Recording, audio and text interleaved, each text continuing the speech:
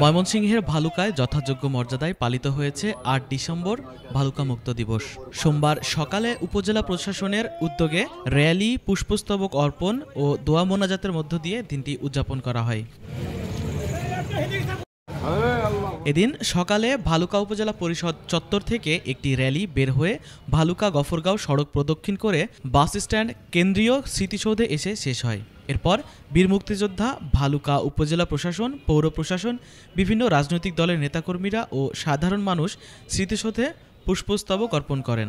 পরে সংক্ষিপ্ত আলোচনা শেষে সাবেক রাষ্ট্রপতি জিয়াউর রহমান ও বিএনপি চেয়ারপারসন বেগম খালেদা জিয়া সহ দেশবাসীর জন্য বিশেষ দোয়ার মাধ্যমে ভালুকা মুক্ত দিবসের আনুষ্ঠানিকতা শেষ হয়।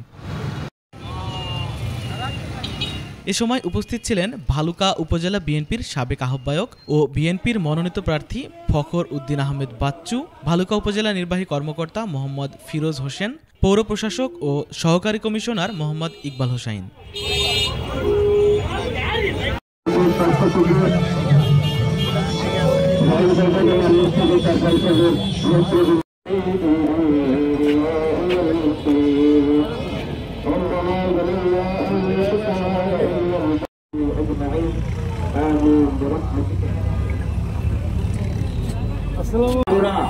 জাতীয়তাবাদী দল ৭১-এর স্বাধীনতার ঘোষক, বহুদলীয় গণতন্ত্রের প্রবক্তা আমাদের রাষ্ট্রপতি জিয়া রহমানের দল হিসাবে আপনাদের কাছে অঙ্গীকার করছি, যে কোনো কাজে, যে কোনো পরিবেশে, যে কোনো সরকারি কাজ থেকে বেসরকারি সকল পর্যায়ে মুক্তিযোদ্ধা ভাইদেরকে প্রাধান্য দিয়ে আগামী দিনে বাংলাদেশ জাতীয়তাবাদী দল রাষ্ট্র পরিচালনা করবে।